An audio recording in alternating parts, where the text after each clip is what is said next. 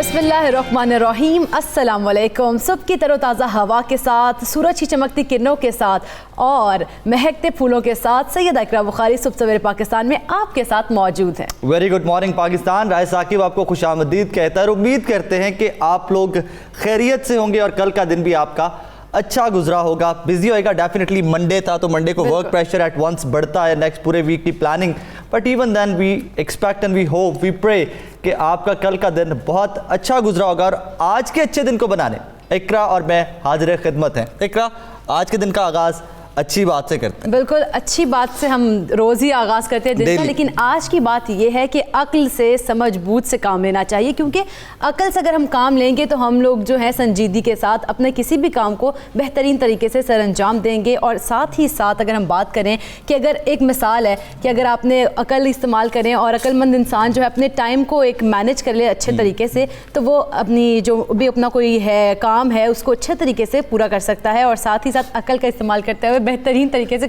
सुबह सवेरे पाकिस्तान का पर्पस भी यही है कि ब्रेक डाउन, सुबह उठते ही प्लान कर लीजिए, ब्रेक डाउन कर लीजिए कि इतने से इतने बजे तक मेरा ये प्लान है, इतने से इतने बजे तक मेरा ये प्लान है। उसमें 5-10 मिनट्स का मार्जिन दीजिए जब आप प्लान कर रहे हो अपने डे प्लान में। लेकिन एट द सेम टाइम कुछ जब अक्ल की बात करते हैं, जिस तरह इकरा बात करी थी, तो बड़ा ब्रॉडर पर्सपेक्टिव है उसमें अक्ल और शऊर की बातें ये हैं कि हमारे पास एग्जाम्पल्स सेट हैं। मैं उसकी बड़ी मोटी सी मिसाल अक्सर दिया करता हूँ दोस्तों में बैठे हुए कि अगर मुझे लाहौर से गुजरावाला जाना है तो उसके रास्तों का तयन कर दिया गया है, वो जीटी रोड मौजूद है, मुझे जीटी रोड पकड़नी है, मुझे गुजरावाला पहुँच जाना है। और अगर मैं ये प्लान कर लेता हूँ कि मुझे गुजरावाला जाना है और मैं रूट का प्लान नहीं करता, तो इसका मतलब है कि मैं अक्ल इस्तेमाल नहीं कर रहा। मैं एक्सप्लोर करना चाहता हूँ तो एक्सप्लोर में वक्त भी ज़ाया करूँगा, मैं एनर्जी भी ज़ाया करूँगा, मैं फाइनेंशियली भी नुकसान उठाऊँगा। सो लिहाजा आज की सबसे अच्छी बात और पहली अच्छी बात इस शो की कि वक्त को प्लान कीजिए, अक्ल इस्तेमाल कीजिए, प्लान करके पूरा दिन गुजारिए। अक्लमंद इंसान ही जो इशारा ही काफ़ी होता है अक्लमंद इंसान के लिए इशारा ही काफ़ी होता है ना। वेदर की तरफ बढ़े जी। बिल्कुल बिल्कुल। और पाकिस्तान के बड़े शहरों के मौसम की बात करेंगे तो सबसे पहले बात करेंगे हम लाहौर के मौसम की कि बागों के शहर लाहौर का मौसम आज कैसा रहेगा और लाहौरी किस तरह से इंजॉय करेंगे। तो महकमा मौसमियात के मुताबिक कम से कम दर्जा हरारत 17 और ज़्यादा से ज़्यादा 29 डिग्री सेंटीग्रेड होगा। लाहौर से रुख करते हैं इस्लामाबाद का, जहां पर धरना अभी भी जारी है। लेकिन पहले आपको मौसम बता देते हैं, कम से कम 15 और ज़्यादा से ज़्यादा 26 डिग्री सेंटीग्रेड रहने का इम्कान है। इस्लामाबाद के बाद हम रुख करेंगे कराची का, और कराची में साहिल समंदर पर लोग किस तरह से एंजॉय करेंगे। तो कम से कम दर्जा हरारत जो है वो 24 है और ज़्यादा से ज़्यादा 32 डिग्री सेंटीग्रेड बताया जाता है। नाज़रीन, कल से आज पेशावर के वेदर में कोई बहुत ज़्यादा चेंजेस नहीं है। कम से कम 14 और ज़्यादा से ज़्यादा 27 डिग्री सेंटीग्रेड रहने का इम्कान है। लेकिन कोयटा के मौसम में तब्दीली आ गई है और कोयटा में सर्दी बढ़ने लगी है। कम से कम दर्जा हरारत जो है वो है 6 डिग्री सेंटीग्रेड और ज़्यादा से ज़्यादा 21 डिग्री सेंटीग्रेड बताया जाता है। इकरा, आप कश्मीर जाने का प्लान कर रही हैं इन डेज टू कम? सोचा तो है, लेकिन मौसम मिनिमम 6 है और मैक्सिमम 17, सबसे ज़्यादा सर्दी इस वक्त आज़ाद कश्मीर में।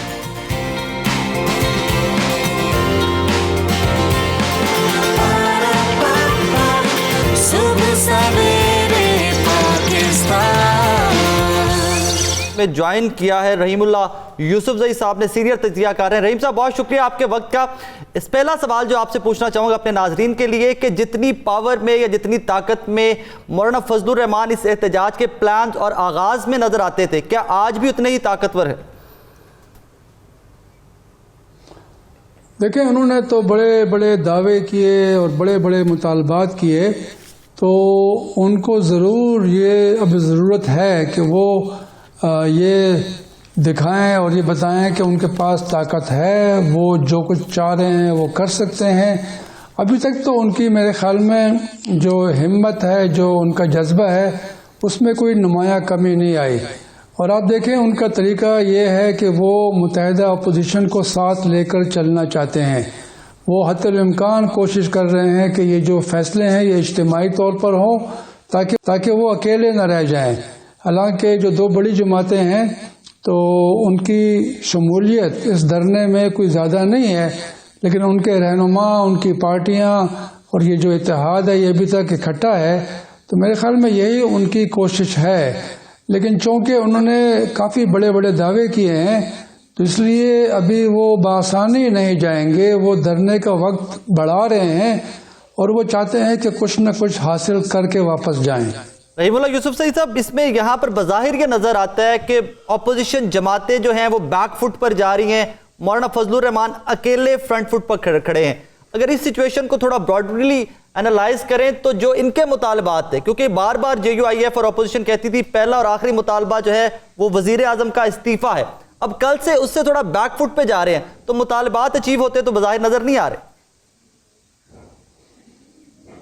دیکھیں ہمیشہ ایسا ہوتا ہے کہ آپ بہت زیادہ مطالبات کرتے ہیں، آپ آخری حد تک جانے کی کوشش کرتے ہیں، آپ یہ کوشش کرتے ہیں کہ مطالبات زیادہ کریں گے، بڑے بڑے مطالبات کریں گے اور پھر اس کے اوپر کوئی بات چیت ہوگی، کوئی بارگیننگ ہوگی. تو وہی طریقہ کار مولانا فضل الرحمان نے اپنایا ہے. جو استعفے کی بات تھی وہ ابھی بھی کر رہے ہیں، لیکن میرے خیال میں چونکہ جو باقی سیاسی جماعتیں ہیں شاید وہ مکمل طور پر ان کے ساتھ اس معاملے میں نہیں ہیں، اور اس معاملے میں بھی نہیں ہے کہ وہ کوئی وہاں زور آزمائی کریں، کوئی آگے بڑھیں، ڈی چوک جائیں. تو اس لیے مولانا فضل الرحمان کا رویہ کبھی بڑا جارحانہ ہوتا ہے، کبھی محتاط ہوتا ہے، اور میرے خیال میں ان کی آخری حد تک کوشش ہوگی کہ متحدہ اپوزیشن کو ساتھ لے کر چلیں. کیونکہ اگر وہ اکیلے رہ گئے. رحیم اللہ یوسف زوئی صاحب، یہاں پر یہ بھی بتائیے گا کیونکہ حکومتی مذاکراتی جو ٹیم ہے انہوں نے ان سے مذاکرات بھی کیے، تو کیا آپ کو لگتا ہے کہ اس میں کوئی کمی رہ گئی ہے یا ان کی جانب سے صحیح طرح سے مذاکرات نہیں کیے گئے؟ جو دھرنا مظاہرین وہیں پر دھرنا دیے بیٹھے ہیں اور ان کے اوپر بالکل بھی کوئی اثر نہیں پڑ رہا. وہ جو دھرنے والے ہیں وہ تو ظاہر ہے مولانا فضل الرحمان کے اوپر آئے ہیں، وہ تو ان کے حمایتی ہیں، ان کی پارٹی کے رکن ہیں، اور وہ تو جو مولانا کہیں گے، جو ان کی پارٹی کہے گی وہی بات مانیں گے. وہ تو حکومت کو ظاہر ہے الزام لگائیں گے کہ حکومت جو ہے وہ سنجیدہ نہیں ہے یا حکومت جو ہے وہ ڈیلے کر رہی ہے. لیکن حکومت نے میرے خیال میں پہلے تو کافی کہا گیا کہ کوئی بات نہیں مانی جائے گی، پھر مذاکرات کی طرف آئے، مذاکرات کر رہے ہیں. اور دیکھیں پاکستان مسلم لیگ کاف کے جو رہنما ہیں شجاعت حسین اور پرویز الہی، وہ بھی گئے مذاکرات کے لیے، باقی لوگ بھی بیچ میں پڑے ہیں. تو یہ مصالحت کی بھی کوشش ہو رہی ہے اور کوئی راستہ نکالنے کی کوشش ہو رہی ہے. دیکھیں یہ جو آپ اس طرح کے مطالبات کرتے ہیں، مستقبل کیسا دیکھتے ہیں؟ کیا حکومت کو اس طرح کے چیلنجز کا سامنا رہے گا؟ ہاں، میرے خیال میں یہ ایک روایت بن گئی ہے پاکستان میں، اور عمران خان نے پہل کی تھی، ابھی باقی لوگ بھی کریں گے. اور آپ دیکھیں نا کہ مولانا فضل الرحمان کہہ رہے ہیں کہ ہمارا جو دھرنا ہے وہ اور طرح کا ہے، جو ڈی چوک میں دھرنا عمران خان نے کیا وہ اور طرح کا تھا. یعنی انہوں نے کہا کہ ہم نے کوئی غلط کام نہیں کیا. دیکھیں جو معاہدہ ہوا تھا اسلام آباد کی انتظامیہ کا اور متحدہ اپوزیشن کا، اس کی کوئی بڑی خلاف ورزی نہیں ہوئی. تو یہ بڑا اچھا ایک ماحول ہے، خوشائند بات ہے کہ جو وعدے کیے گئے اس کے اوپر کافی حد تک عمل درآمد ہو رہا ہے. اور میرے خیال میں یہی کوشش حکومت کی بھی ہے کہ یہ آگے نہ بڑھیں، وہیں پر رہیں. کوئی اگر ایسی جس طرح اب کہا جا رہا ہے کہ جو دھاندلی کے الزامات ہیں انتخابات میں، اس کے لیے پارلیمانی کمیٹی کوئی بنائی جائے، جو پہلے بھی ایک بات ہوئی تھی. تو اس طرح کی چیزیں تو میرے خیال میں ہو رہی ہیں. لیکن یہ ہے کہ مولانا نے ابھی آخری حد تو پار کر لی تھی. وہ تو کہہ رہے تھے کہ استعفے کے بغیر رحیم اللہ یوسف صاحب جس طرح آپ فرما رہے ہیں کہ مولانا نے آخری حد کراس کر لی تھی، اب سیاسی پنڈت یا اینالسٹ یہ بھی کہتے ہیں کہ مولانا فیس سیونگ چاہتے ہیں، وہ مذاکراتی ٹیم کے ساتھ بیٹھ کر کوئی ایسا وے آؤٹ نکالنا چاہتے ہیں کہ اپنے کارکنان کو بھی بتا سکے کہ جی کچھ نہ کچھ اچیو کر کے ہم اسلام آباد سے واپس آئیں. دیکھیں یقیناً مولانا کے اوپر کافی دباؤ ہے اپنی پارٹی کا، اپنے کارکنوں کا. اس طرح پہلے بھی کہا گیا کہ کافی کارکن چاہتے ہیں کہ وہ آگے بڑھیں، ڈی چوک پہنچیں تاکہ حکومت کے اوپر مزید دباؤ بڑھایا جائے. لیکن اگر ایسا وہ کریں گے تو پھر ظاہر ہے وہاں تصادم ہوگا، معاہدے کی خلاف ورزی ہوگی. اور چونکہ حکومت جو ہے وہ استعفیٰ دینے کے بالکل موڈ میں نہیں ہے، کوئی عمران خان کا استعفیٰ میرے خیال میں نہیں آئے گا. اور اس لیے میں سمجھتا ہوں کہ ابھی یہی ایک راستہ ہے کہ فیس سیونگ کی جائے. دونوں فریق میرے خیال میں فیس سیونگ چاہتے ہیں. ایسا نہیں ہے کہ صرف مولانا فضل الرحمان کی ضرورت ہے، دونوں کی ضرورت ہے. تو اس لیے یہ بات چیت ہو رہی ہے. جب تک بات چیت رہے گی میرے خیال میں یہ امکان رہے گا، یہ امید رہے گی کہ معاملات جو ہیں وہ قابو سے باہر نہیں جائیں گے. لیکن اگر بات چیت رک گئی، ختم ہو گئی، لوگ آگے بڑھے، ان کے خلاف طاقت استعمال ہوئی، تو پھر معاملات خراب ہو جائیں گے. پاسبلٹی کیا ہے مولانا کو فیس سیونگ میں کیا مل سکتا ہے حکومت کی جانب سے؟ رحیم صاحب دیکھیں وہ یہ کہہ رہے ہیں نا کہ جو بھی معاملات طے ہوں گے وہ متحدہ اپوزیشن سے ہوں گے، ریبر کمیٹی سے ہوں گے. وہ یہ بھی کہہ رہے ہیں کہ یہ جو پارلیمنٹ کے اندر فیصلہ ہوگا یا پارلیمانی کمیٹی فیصلہ کرے گی، جو دھاندلی کے انضامات ہیں اس طرح کے. تو اس طرح کی جو باتیں ہیں وہ میرے خیال میں کافی ماڈریشن ہے، یعنی کافی ایک راستہ نکالنے کی کوشش ہو رہی ہے. اب ظاہر ہے مولانا کو استعفیٰ چاہیے، استعفیٰ نہیں آئے گا تو پھر وہ کب تک بیٹھے رہیں گے.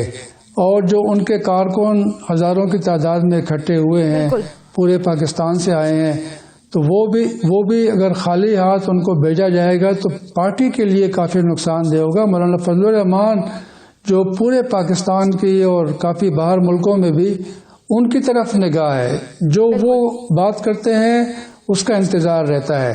اچھا رحیم صاحب، یہاں پر ایک جو آڈ لگتا ہے نا مجھے، تھوڑا سا معیوب لگتا ہے یا عجیب لگتا ہے مجھے کہ 9-10 سیٹوں والا لیڈر بڑی اپوزیشن کی جماعتوں کو لیڈ کر رہا ہے، اور بڑی اپوزیشن کی جماعتیں پھر بھی ڈری ہوئی ہیں، پھر بھی خوف زدہ ہیں، پھر بھی بیک فٹ پہ ہیں. کیا آپ کو بھی یہ معیوب لگتا ہے؟ بالکل، بڑی حیرانی ہوتی ہے. دیکھیں 9 سیٹیں ہیں مولانا فضل الرحمان کی JUIF کی، اور آپ دیکھیں کہ اتنے بڑے ہاؤس میں یہ کچھ بھی نہیں ہے، اور 4 صوبوں میں بھی نہیں ہے. تو اس کا مطلب یہ ہے کہ ان کی پارٹی پارلیمنٹ میں جو نمائندگی ہے اس کے لحاظ سے چھوٹی پارٹی ہے. یا آپ اس کو مولانا فضل الرحمان کی کامیابی سمجھ لیں کہ ساری توجہ ان کی طرف ہے، وہ لیڈ کر رہے ہیں، یا آپ اس کو PMLN اور پیپلز پارٹی کی ناکامی سمجھ لیں. صحیح، لیکن یہاں پہ یہ بھی بتائیے گا کہ مولانا فضل الرحمان کے ساتھ جو نون لیگ اور پیپلز پارٹی ساتھ چلے تھے، لیکن اب وہ ساتھ چلتے میں دکھائی نہیں دے رہے، تو کیا مولانا کو اس سے نقصان بھی ہوگا؟ کیونکہ نون لیگ کی اگر بات کی جائے تو مجھے لگتا ہے کہ ان کی جانب سے نرمی دکھائی جائے گی، کیونکہ مریم نواز کو چودھری شوگر ملز جو کیس تھا اس میں ضمانت ان کی منظور کر لی گئی ہے. دیکھیں حکومت کے پاس کافی پتے ہیں، کافی طریقے ہیں. وہ چاہے تو کسی کو اوبلائج کر سکتے ہیں، ان کی جو مخالفت ہے اس کو نرم کر سکتے ہیں. مولانا فضل الرحمان کے پاس اتنے پتے نہیں ہیں، وہ صرف یہ ایک ہجوم لے کر آئے ہیں، اس کے بلبوتے کے اوپر وہ اپنے مطالبات منوانا چاہ رہے ہیں. لیکن یہ بڑی پارٹیاں آخر کب تک مولانا کے پیچھے چلیں گی؟ وہ چاہیں گے کہ مولانا ان کے پیچھے آئیں، ان کا ساتھ دیں.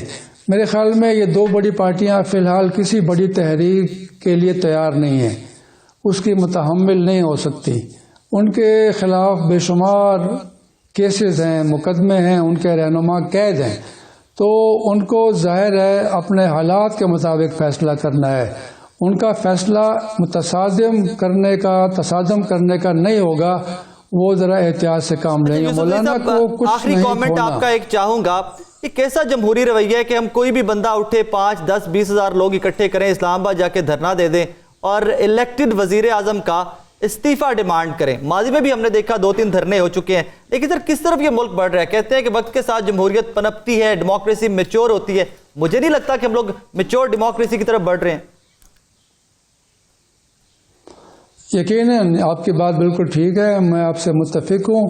یہ دھرنوں کی جو سیاست ہے، یہ آپ نے جس طرح کیا، کئی دھرنے ہوئے اور اس سے نقصان ہوا، اس سے غلط روایت پڑ گئی، اور وہ روایت جو ہے وہ ابھی اس کا اور لوگ بھی استعمال کر رہے ہیں.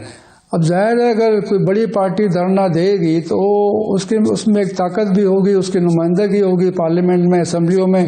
اگر وہ استعفیٰ دے دیں تو حکومت دباؤ میں آئے گی. کوئی استعفے نہیں آئے، کوئی اس طرح کے جمہوری انہوں نے طریقہ نہیں اپنایا، عدالتوں میں نہیں گئے ریگنگ کے خلاف جو دانلی کا کہتے ہیں، کوئی الیکشن جو ٹریبیونل ہے وہاں پہ مقدمات دائر نہیں کیے گئے، تھوڑے بہت انفرادی طور پر کیے گئے ہیں لیکن بطور اپوزیشن کے نہیں کیے گئے. تو آپ کے پاس جو جمہوری راستے ہیں وہ تو آپ نے استعمال نہیں کیے. آپ دھرنا کر رہے ہیں، طاقت استعمال کر رہے ہیں، ایک طریقہ. رحیم اللہ یوسف سے ہمارے ساتھ موجود ہیں. سر آپ کا بہت شکریہ، آپ نے ہمیں اپڈیٹ کیا، ہمیں انلائٹن کیا کہ موجودہ سیاسی صورتحال ملک کی ہے کیا. اقرا یہاں پر بڑی انٹرسٹنگ سچویشن یہ ہے کہ کوئی بھی بندہ جس کو پولیٹیکل میچورٹی ہے وہ بندہ ایگری نہیں کرتا صورتحال. سب کہہ رہے ہیں کہ یار جمہوری رویوں کے خلاف ہے، اور ہمیشہ سے at least being a Pakistani میں ہمیشہ سے کہتا ہوں کہ جس کو آپ نے ایک دفعہ ووٹ دے دیا اس کو ٹائم دیجئے، ان کو 5 سال دیجئے، تنقید ضرور کیجئے، شیڈو کیبنٹ بن کے اپنا پارٹ ضرور پلے کریں، ان کو بتائیں کہ کہاں پر آپ کیا غلط کر رہے ہیں. تنقید بھی کرنی ہے، کرٹیسائز بھی کرنا ہے، آپ نے اپوز بھی کرنا ہے، ساتھ انتظار بھی کرنا ہے. ڈیفینیٹلی 5 سال کا ویٹ کیجئے. آپ نے قوم نے ووٹ دیا ہے، قوم نے ان کو اسمبلی سے پہنچایا ہے. آپ ان کی پالیسی سے اختلاف کیجئے، اسمبلی کے اندر کیجئے. آپ احتجاج کیجئے جس طرح روٹین کے احتجاج ہوتے ہیں، آپ پارلیمنٹ ہاؤس کے باہر آ کے احتجاج کیجئے، عوام احتجاج کریں، پولیٹیکل پارٹیز احتجاج کریں. لیکن جس طرح سے اسلام آباد میں دھرنا کیا جا رہا ہے اس طرح سے ملک کی معیشت کو نقصان ہوگا اور لوگوں کے کاروبار ان کو نقصان ہوگا. ذرا امیجن کیجئے کہ آپ اسلام آباد کی ریزیڈنٹ ہیں، آپ کے بچے اسکول جاتے ہیں، آپ کی فیملی آفیسز نہیں جا سکتی، اللہ کبھی نہ کرے آپ میں سے کوئی بیمار ہے آپ ہاسپٹل نہیں جا سکتے. اور پھر جو ایک انسیکیورٹی ہے نا، میرے جیسے بندے کو تو ویسی بہت انسیکیورٹی ہوگی اگر میرے سٹی میں جہاں پر میری رہائش ہے وہاں پر اس قسم کا کوئی مجمع اکٹھا ہو تو میں تو ویسی بہت انسیکیور فیل کروں گا. تو آپ کو کچھ نہیں پتا کہ آپ ان کے مزاج کے خلاف کیا کر دیں اور آپ کی پٹائی ہو جائے کہیں پر بھی. مطلب بہت چھوٹی چھوٹی چیزیں ہیں but it is routine life. Anyways Iqra break کی طرف بڑھنے میں بریک کے بعد کیا کر رہے ہیں؟ بریک سے جب ہم واپس آئیں گے تو ہم بات کریں گے ٹیکنالوجی کی، کیونکہ ٹیکنالوجی کا دور ہے، اسی کچھ خصوصیات بھی ہیں اور کچھ خامیاں بھی ہیں، لیکن ان کے آپ کے ساتھ شیئر کریں گے. ہمارے ساتھ رہیے گا. نقصان زیادہ ہے جہاں فوائد ہے، نقصان کافی زیادہ ہے، لیکن بریک لیتے ہیں اس کے بعد شیئر کرتے ہیں آپ سے.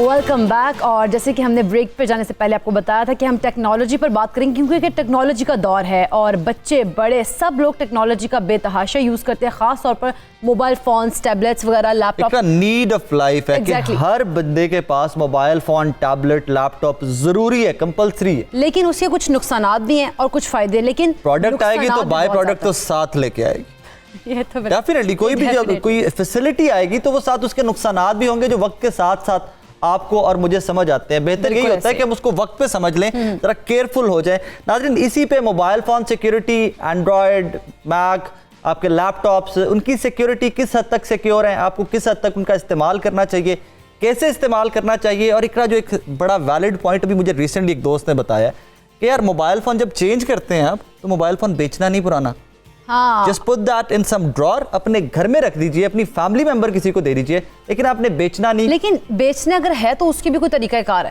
ڈیفینیٹلی اس کو کچھ سارا ڈیٹا ڈیلیٹ کرنے کا کر دیں آپ، مطلب کچھ نہ کچھ ضرور ہوگا. لیکن even then I am scared from that day on. مجھے آج بھی انسیکیورٹی فیل ہوتی ہے کہ یار میرا ڈیٹا اس میں، اور کچھ نہیں، آپ کی فیملی کی فوٹوز ہوتی ہیں، آپ کے کانٹیکٹ لسٹ ہے، آپ کی ای میلز ہیں، آپ کا سارا کچھ اس کے اندر، پرسنل ڈیٹا بہت کچھ ہے اس میں. ناظرین آج اسی پہ بات کرتے ہیں کہ آپ اور میں 2019 میں بیٹھے ہوئے موبائل فون کے ایرا میں کس حد تک سیکیور ہیں. اپنے مہمانوں کا تعارف کروا دیتا ہوں. زین قریشی صاحب ایک بہت اچھے وکیل ہیں، میرے ساتھ اسٹوڈیوز میں موجود ہیں. اسی طرح کے ڈیجیٹل اینڈ سائبر کیسز جو ہیں وہ کانٹیسٹ کرتے ہیں، آپ پہلے بھی ٹیلی ویژن پر دیکھتے رہتے ہیں. ان سے آج ان سے پوچھیں گے کہ اس قسم کے کیسز کس حد تک ان کے پاس آتے ہیں اور ان کی نوعیت کیا ہوتی ہے، اس کے سلوشنز کیا ہیں، پریکٹیکلی ہم اپنے آپ کو کیسے سیف رکھ سکتے ہیں. اسلام آباد اسٹوڈیو سے اسد بیگ صاحب ہمیں جوائن کریں گے، ڈیجیٹل رائٹس ایکسپرٹ ہیں، آپ ان سے پہلے بھی دیکھتے رہتے ہیں. اسد بیگ صاحب پہلا سوال آپ سے کرنا چاہوں گا، 2019 میں بیٹھے ہوئے آپ میں، ہم جتنے لوگ ارد گرد میرے موجود ہیں ہم سب موبائل فون یوزر ہیں، آپ اور میں سیکیور کتنے ہیں؟ دیکھیں سیکیور ہم صرف اتنا ہی ہیں جتنا ہم چاہتے ہیں کہ ہم سیکیور ہوں. ایک انگریزی کی ٹرم ہے جس کو ہم کہتے ہیں ٹیکنالوجی سے لٹریسی, یا اس کو ہم ڈیجیٹل لٹریسی عام زبان میں کہتے ہیں. اور اس کا مطلب یہ ہے کہ آپ کو جو آپ ٹیکنالوجی استعمال کر رہے ہیں, جو آپ چیزیں استعمال کر رہے ہیں, پروڈکٹس یوز کر رہے ہیں, ان کا کتنا پتہ ہے, ان کے بارے میں آپ کو کتنا اتنا آپ نے ابھی بات کی کہ ٹیکنالوجی کا فائدہ اور نقصان ہے, تو آپ کو کتنا پتہ ہے کہ ان سے کیا فائدہ ہوگا اور کیا نقصان ہوگا. آپ گاڑی چلاتے ہیں فار انسٹنس رائٹ, اور اگر آپ کو یہی نہیں پتا کہ گاڑی کی بریک کہاں سے لگتی ہے, تو آپ خود سوچ لیں کہ اس کا فائدہ ہوگا آپ کو یا نقصان ہوگا. نقصان ہوگا. تو یہ جو کانسیپٹ ہے ڈیجیٹل لٹریسی کا, یہ ہم بہت دنوں سے کوشش کر رہے ہیں کہ لوگوں کو سمجھائیں کہ یار آپ کو بہت ضروری ہے کہ when you using a technology آپ کو پتہ ہو کہ اس کے فائدے نقصان کیا ہیں. انفارچونیٹلی لوگوں کا اس طرف دھیان نہیں جاتا, لیکن صرف تب جاتا ہے جب بہت دیر ہو چکی ہوتی ہے, جب ان کا کوئی نقصان ہو چکا ہوتا ہے, یا جب وہ پرہیپس ان کو لگتا ہے کہ ان کا کوئی ڈیٹا لیک ہو گیا, ہیک ہو گیا, تب وہ کہتے ہیں او مائی گاڈ, پھر وہ فائر فائٹنگ موڈ میں آ جاتے ہیں. لیکن انفارچونیٹلی اس وقت پھر کچھ ہو نہیں سکتا. تو یہ بہت امپورٹنٹ ہے. سب سے پہلے تو بہت بیسک کانسیپٹ کہ لوگ ڈیجیٹل لٹریسی کی طرف تھوڑا سا آنا شروع کریں اور یہ سمجھنے کی کوشش کریں یہ جو چیزیں ہم نے ہاتھ میں پکڑی ہوئی ہیں آپریٹ کیسے کرتی ہیں. یہ چلتے پھرتے بام لگتے ہیں مجھے تو, جس طرح اب ریسنٹ کچھ ڈیولپمنٹس اس طرح کی ہوئی ہیں نیشنلی انٹرنیشنلی, کہ مجھے لگتا ہے ہم چلتے پھرتے بام ہاتھ میں لے کے چل رہے ہیں. آپ صحیح کہہ رہے ہیں, اور کوئی بھی ٹیکنالوجی جو ہے وہ اس کا فائدہ بھی ہوگا نقصان بھی ہوگا. میں نے آپ کو ابھی گاڑی کی ایگزامپل دی. اس وقت دنیا میں پرہیپس جو سب سے زیادہ اموات کا جو وہ ہے وہ کار ایکسیڈنٹس ہے فار انسٹنس, لیکن ہم کار استعمال کرتے ہیں اور کار کے بغیر رہ بھی نہیں سکتے. تو اسی طرح ہی موبائل فون اور باقی ٹیکنالوجی کے آئٹمس ہیں کہ جب تک ہمیں پتہ نہیں ہوگا, ہمارا اپنا قصور ہے. اگر ہمارا ڈیٹا لیک ہوتا ہے تو وہ ہمارا اپنا قصور ہے. کسی لیول پہ آبویسلی کرائم بھی ہے, وہ ذہن بیٹھے ہیں وہ زیادہ بتائیں گے, بٹ اس میں ہمارا بھی کہیں نہ کہیں ایک ایلیمنٹ ہے کہ ہم نے اپنا ڈیٹا سیکیور نہیں کیا, یا ہمیں کتنا پتا تھا اپنے آپ کو سیکیور کرنے. بالکل اسد, لیکن یہاں پر یہ بھی بتائیے گا کہ کون سی ایسی بنیادی وجوہات ہیں جن کی وجہ سے ہم لوگ اپنا پرسنل ڈیٹا جو ہے وہ لیک ہو سکتا ہے, اور خدشات ہوتے ہیں کہ غلطیاں ہم ایسی کون سی کرتے ہیں؟ اچھا میں تھوڑا سا اب یہاں پہ ٹیکنیکلی بات کروں گا. آبویسلی جو بھی ڈیٹا لیکس ہیں وٹ ایور یہ کرائم ہے, آئی ایم شیور اس پہ زین بھی بات کریں گے. میں تھوڑا سا ٹیکنیکل اس پہ ایک دو چیزیں بات کر لوں. آپ نے بھی کہا کہ فون بیچنا نہیں چاہیے, اور میں to some extent I agree with you. اس کی وجہ کیا ہے؟ اس کی وجہ یہ ہے کہ جو آپ کا فون پہ ڈیٹا ہے وہ صرف آپ کا فون پہ نہیں ہے. آپ کا فون گوگل کے ساتھ سنک ہو رہا ہوگا, آپ کا فون آئی کلاؤڈ کے ساتھ سنک ہو رہا ہوگا, آپ نے ہو سکتا ہے کوئی third party cloud storage service اپنے فون پہ کی ہوئی ہو. اس کا مطلب یہ ہے کہ جو تصویریں جو ویڈیوز آپ کے موبائل پہ آ رہی ہیں وہ آٹومیٹکلی سنک ہو رہی ہیں. اب آپ کو لیٹس سے آپ نے موبائل اپنا بہت سیکیور بنا لیا, لیکن وہ جو گوگل آپ کا ڈرائیو یا آئی کلاؤڈ ڈرائیو ہے اس کا پاسورڈ آپ نے پاکستان 123 رکھا ہوا ہے, تو پھر آپ کس طرح ایکسپیکٹ کرتے ہیں کہ وہ سیف رہے گا؟ You see what I mean? جب تک یہ ایلیمنٹ ہمیں سمجھ آنا نہیں شروع ہوگا کہ ہمارا جو ڈیٹا ہے it's never in one place. Asad, that says how patriotic we are. Pakistan جب تک ہمیں یہ کانسیپٹ بڑی اچھی بات ہے پاکستان 123 رکھیں, لیکن پاکستان 123 جو پاسورڈ ہے وہ 25,000 اور لوگوں کا بھی ہوگا, اور it is probably the first password that جو ہیکر انٹر کر کے دیکھے گا. مجھے سمجھائیے, مطلب بینگ اے لے مین, ایک رینڈم ریگولر یوزر ہوتے مجھے سمجھائیے, میں نے موبائل فون لے لیا ہے, مجھے اس کو سیکیور رکھنا ہے, مجھے اے سے ذرا بتانا سٹارٹ کیجئے کہ میں کیسے اپنی پرائیویسی سیکیور رکھ سکتا ہوں. دیکھیں سب سے پہلے تو یہ ہے کہ جو آپ نے موبائل فون لیا ہے, آئی فون یا اینڈرائڈ یا جو بھی سروس آپ نے لی ہے, سب سے پہلے تو آپ کو یہ پتا ہونا چاہیے, جو پہلی چیز آپ اس میں ٹریک کر سکتے ہیں وہ یہ ہے کہ آپ کا ڈیٹا کہاں پہ سٹور ہو رہا ہے. کیا وہ ایس ٹی کارڈ میں سٹور ہو رہا ہے, کیا وہ موبائل فون کی انٹرنل سٹوریج میں سٹور ہو رہا ہے, یا وہ کسی آئی کلاؤڈ سروس یا گوگل سروس پہ آٹومیٹکلی سنک ہو رہا ہے اور وہاں پہ سٹور ہو رہا ہے. یہ ان چیزوں کا ٹریک نمبر 1 رکھنا بہت ضروری ہے. اچھا اکثر اوقات یہ کرتے ہیں کہ کارڈ جو ہیں وہ اس فون میں ہی پڑے رہنے دیتے ہیں, فون ریسیٹ کرتے ہیں, اور وداؤٹ ریسیٹنگ دا کارڈ وہ کارڈ اندر رکھ کے ہی بیچ دیتے ہیں فون, اور پھر کہتے ہیں کہ ہمارا ڈیٹا لیک ہو گیا. بھائی وہ آپ کا کارڈ میں ڈیٹا تھا تو وہ لیک ہونا ہی تھا, انفارچونیٹلی اس کا اور کوئی طریقہ نہیں تھا. تو یہ جو چھوٹی چھوٹی چیزیں ہیں جب تک کہ ہمیں نہیں پتہ لگیں گی تب تک ہمارا ڈیٹا جو ہے وہ انفارچونیٹلی ایٹ رسک ہی رہے گا. چلیے ذرا زین سے بھی پوچھتے ہیں کہ کس قسم کے کیسز ان کو رپورٹ ہوتے ہیں, کس قسم کے کلائنٹس ان کے پاس آتے ہیں. زین, کس قسم کے کیسز آ رہے ہیں زیادہ آپ کے پاس؟ دیکھیے سب سے زیادہ جو کیسز آج کل آ رہے ہیں وہ یہی ہے کہ آبجیکشنیبل سٹف جو ہے وہ کسی نہ کسی شخص کا اپلوڈ کر دیا جاتا ہے. آبجیکشنیبل سٹف کے اندر نازیبا تصویریں بھی آ جاتی ہیں, نازیبا ویڈیوز بھی آ جاتی ہیں, اس میں سب سے پہلے میں سمجھتا ہوں ایک امپورٹنٹ چیز یہ ہے کہ آپ ایسا مٹیریل تیار ہی کیوں کرتے ہیں. نمبر 1 چیز یہ ہے. اور اگر تیار کر بھی دیا تو یہ آپ نے ٹرانسمٹ کیوں کیا.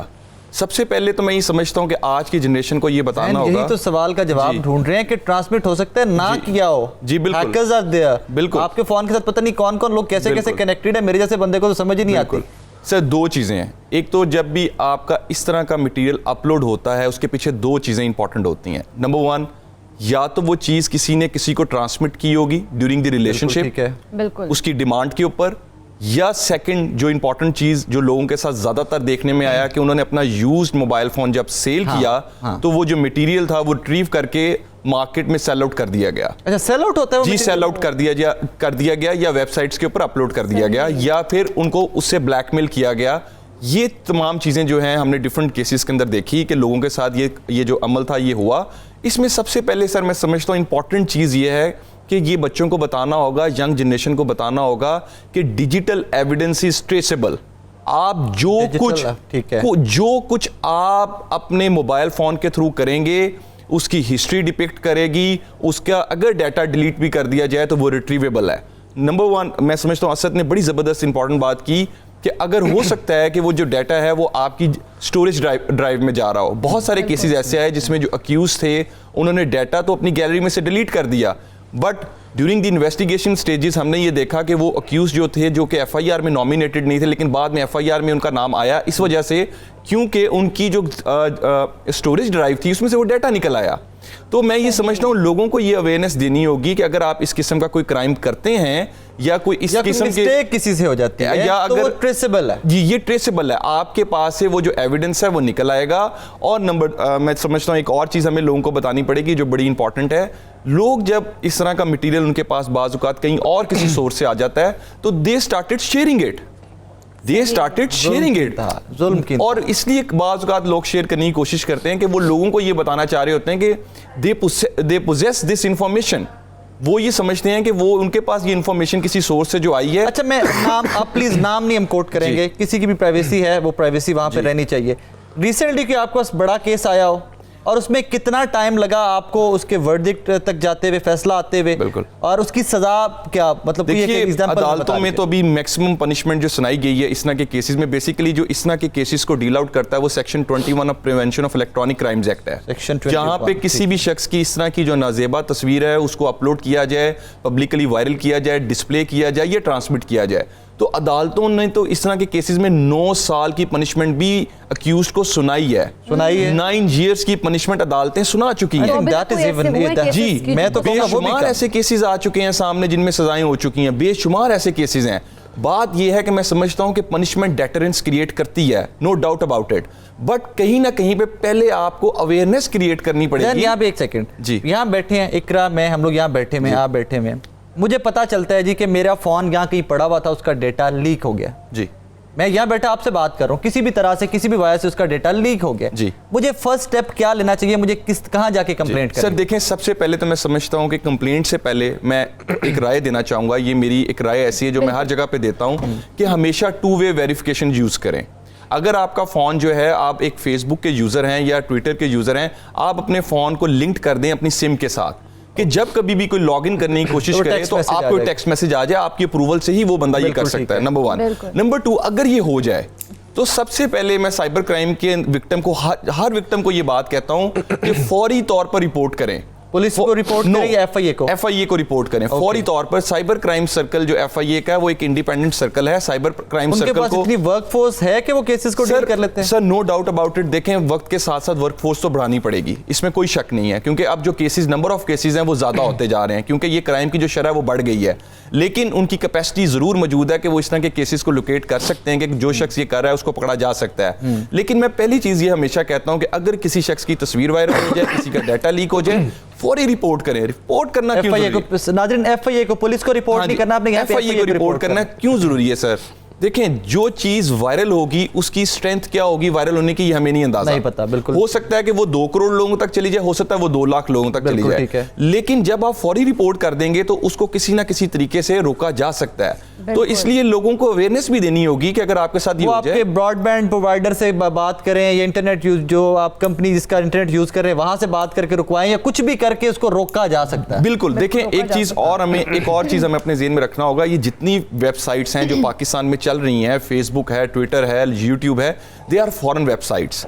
इनसे ऑब्वियसली आप रिक्वेस्ट कर सकते हैं कि इनसे डाटा डिलीट किया जाए, क्योंकि हमारी कोई म्यूचुअल असिस्टेंस ट्रीटी नहीं है इन ममालिक के साथ, जो कि बड़ी इंपॉर्टेंट चीज है, जो कि अभी हमें करनी चाहिए। इसको थोड़ा सा ना आसान लफ्जों में बताइए नाजरीन। सर, म्यूचुअल असिस्टेंस ट्रीटी ये होती है कि आप किसी भी मुल्क से ये रिक्वेस्ट कर सकें लीगल फॉर्म्स के ऊपर, या उनके साथ आपकी ऐसी कनेक्टिविटी हो कि जिसपे आप ऐसे मटेरियल को जो कि ऑब्जेक्शनेबल अपलोड हुआ उसके बारे में आप बता सकें कि इसको डिलीट किया जाए, क्योंकि ये किसी भी शख्स की जो है इज्जत नफ्स को मजरूह कर रहा है। ठीक हो गया। तो उस हवाले से मैं समझता हूं कि हमें ऐसी ट्रीटीज को साइन करना चाहिए। बाज़ औक़ात ऐसा होता है कि बहुत सारे केसेस ऐसे आते हैं जिनमें फेसबुक डाटा ही नहीं प्रोवाइड करता, जिनके ऐसे केसेस में जो बेसिक डाटा है वो IP एड्रेस है।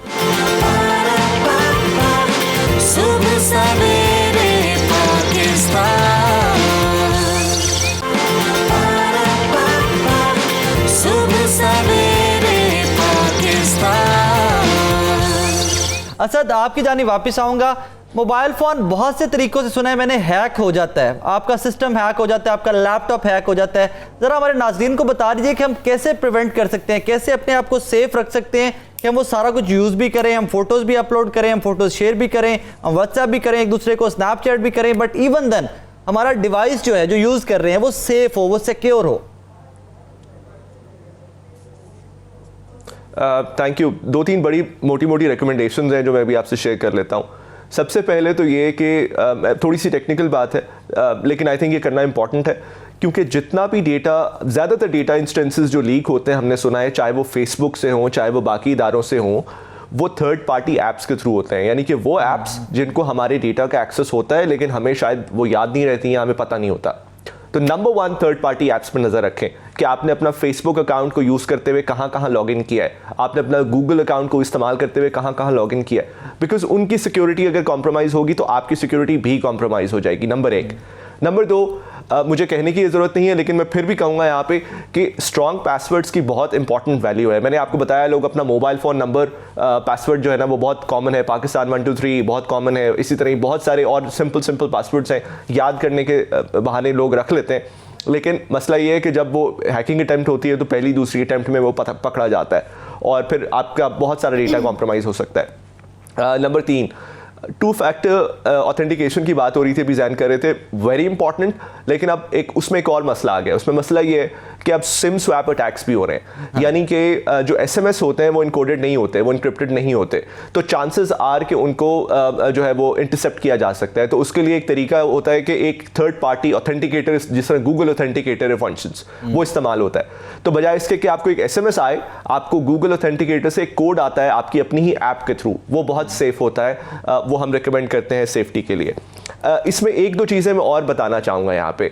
देखिए, फेसबुक और फेसबुक और ट्विटर से चाहे हमारे म्यूचुअल ट्रीटीज़ नहीं है, लेकिन उनके अपने बहुत स्ट्रॉन्ग कम्युनिटी गाइडलाइंस हैं। उसका मतलब ये है कि अगर आपको कोई भी ऐसा डेटा नज़र आए जो कि किसी की तस्वीर हो और बगैर इजाज़त के शेयर की गई हो और आप रिपोर्ट करें, तो फेसबुक उस पर फौरी तौर पे एक्शन लेता है। अगर वो नहीं लेते तो हमारे जैसे लोग जो है वो हेल्प कर सकते हैं, बिकॉज हम कॉन्स्टेंटली इन टच होते हैं फेसबुक के साथ एंड ट्विटर के साथ। तो कोई ऐसा अगर आपको चीज़ नज़र आए तो आप हमसे भी रब्ता कर सकते हैं, हम उनको डायरेक्टली एक मैसेज भी ड्रॉप कर सकते हैं कि ये कॉन्टेंट है, इसको फौरी तौर पर हटाना है। असद, यहाँ पे ये हमारे देखने वालों को, क्योंकि उनको कोई टिप्स दे दें। सॉरी, दोबारा बताइए, आपकी आवाज़ कम आ रही है। हमारे देखने वालों को ये बता दीजिएगा कि किस तरह से इस तरह के केसेस से और इस तरह के हैकिंग टेक्निक से बचा जा सकता है, कोई टिप्स? जी, मैं वो टिप्स ही बता रहा हूँ। ये वो सारी चीज़ें हैं जो मैंने अभी 3-4 बड़ी टिप्स बताई हैं, जिसमें मैं रिपीट कर देता हूँ कि एक तो थर्ड पार्टी ऐप्स पे आपको नज़र रखनी है कि आपने लॉगिन कहाँ किया हुआ है, आपका डेटा कहाँ जा रहा है, कौन सी क्लाउड सर्विस पे जा रहा है। नंबर 2 स्ट्रॉन्ग पासवर्ड्स आपने स्ट्रॉन्ग रखने। नंबर 3 आपने 2-वे ऑथेंटिकेशन लगानी है, लेकिन इस्तेमाल करना है गूगल ऑथेंटिकेटर या कोई और थर्ड पार्टी ऑथेंटिकेटर जो कि SMS बेस्ड ना हो, क्योंकि SMS बेस्ड जो मैसेजेस होते हैं वो इनक्रिप्टेड नहीं होते। एक और बात मैं यहाँ पे करना चाहूँगा यार, विच इज़ वेरी इंपॉर्टेंट, मैं अक्सर ये बातें सुनता रहता हूँ, वो ये कि जब ऐसा कोई अटैक होता है किसी पे और किसी का कोई प्राइवेट डेटा लीक होता है, तो सबसे पहले हम नेचुरली बात हम ये सोचते हैं ओ यार उसकी गलती थी, उसने डेटा बनाया क्यों, उसने वीडियो बनाई क्यों। अब द प्रॉब्लम है कि लोगों की अपनी पर्सनल घरों की वीडियो लीक हो रही है, लोगों की प्राइवेट तस्वीरें लीक हो रही है। आप अभी एंड्रॉयड फोन खोलें और उसमें ये लिखें कि free phone numbers of women, तो आपको हजारों ऐसी ऐप मिलेंगी जहां पे लड़कियों की तस्वीरें लगी हुई हैं। वो तस्वीरें कहां से आ रही हैं? और बहुत नेचुरल नॉर्मल तस्वीरें हैं, उसमें कोई ऐसी ऑब्जेक्शनेबल बात नहीं है। वो तस्वीरें लोगों के मोबाइल फोन से आ रही हैं, लोगों के पर्सनल डेटा से आ रही हैं, वो भी लीक हो रही हैं। इसी तरह ही होटल्स में हमने सुना था कि कैमरेस लगे हैं। मुझे जरा कमेंट जैन का भी लेना है, यहाँ पे जैन का कमेंट भी लेना है। जैन yet again अपने आप को भी पोर्ट्रे करते हैं, अपनी एग्जांपल देते हैं। मेरी फोटो मुझे किसी ऐसी वेबसाइट पे नजर आती है जहाँ पे मैंने अपलोड नहीं की, and I am sure about it कि मैंने अपलोड नहीं की है, मैंने किसी ऐसी वेबसाइट को अपना वो डेटा बेचा नहीं है, मैंने उनको सेंड नहीं किया है, मुझे कहीं पे नजर आ जाती है, मैं कैसे रिपोर्ट करूँ उसको? देखिए उसमें सबसे आसान तो जैसे अभी असद ने बताया कि आप उस वेबसाइट को भी रिपोर्ट कर सकते हैं कि इस चीज़ को रिमूव किया जाए, क्योंकि ये विदाउट माई कंसेंट जो है शेयर की गई है। अगर मैं लॉ की बात करूं तो लॉ के अंदर सेक्शन 24 जो साइबर स्टॉकिंग से रिलेटेड है, उसमें ये लिखा गया है कि किसी की भी तस्वीर उसकी बगैर इजाज़त के, उसकी वीडियो बगैर उसकी इजाज़त के, बेशक ऑब्जेक्शनेबल हो या ना हो, आप शेयर नहीं कर सकते। उसकी कंसेंट लेनी ज़रूरी है, even if he is your friend और नॉट। दोनों चीजों को बड़ा साफ हमें ये कैटेगोरिकली समझ आ जानी चाहिए। कोई भी इंडिविजुअल किसी शख्स की इवन तस्वीर को भी शेयर नहीं कर सकता कंसेंट के बगैर। तो जब लॉ बड़ा क्लियर है तो वहां पे लोगों के लिए तो एक लॉ के अंदर रिक्वायरमेंट मौजूद है कि अगर आपका कोई ऐसा क्लियर जरूर है, लॉ का इल्म नहीं है लोगों को। बिल्कुल, देखें ये आप बार-बार शोज करेंगे, आने वाले दिनों में भी इस पे बात करेंगे। ये आपकी बात बहुत इंपॉर्टेंट है। मैं समझता हूं जो क्रक्स ऑफ द स्टोरी है वो यही है कि why awareness has not been created yet. We are far behind. Ikra, Asad, we'll work together. हम सारे मिलकर काम करते हैं इस तरह की। और मैं समझता हूँ हम काफी लेट हो, आज 2019 में हम डिस्कस कर रहे हैं कि इसकी अवेयरनेस होनी चाहिए। But that's how it is. Thank you very much. ज़ैन हमारे साथ स्टूडियो में मौजूद थे। असद आपका बहुत शुक्रिया। इस्लामाबाद में आप मौजूद है, अपना बहुत सारा ख्याल रखिएगा। जिस तरह बता रहे हैं इस्लामाबाद आजकल फिर मसाइल में है, लेकिन अपना ख्याल रखिए और इस्लामाबाद के तमाम रेजिडेंट अपना बहुत सारा ख्याल रखिएगा।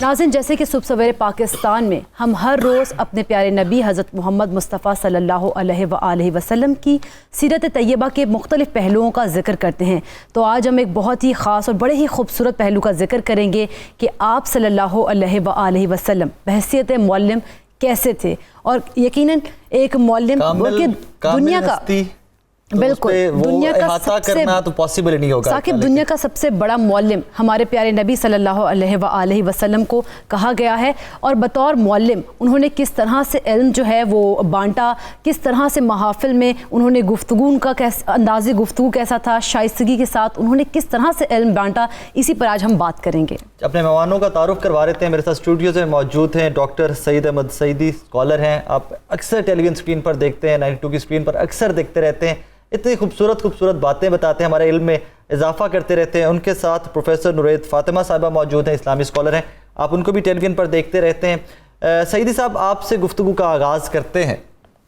इतना बड़ा टॉपिक, इतनी बड़ी हस्ती कि आपके मेरे हमारे आई थिंक किसी भी इंसान के मतलब अल्फाज तो हैं ही नहीं, लेकिन फिर भी चलें एक कोशिश करते हैं।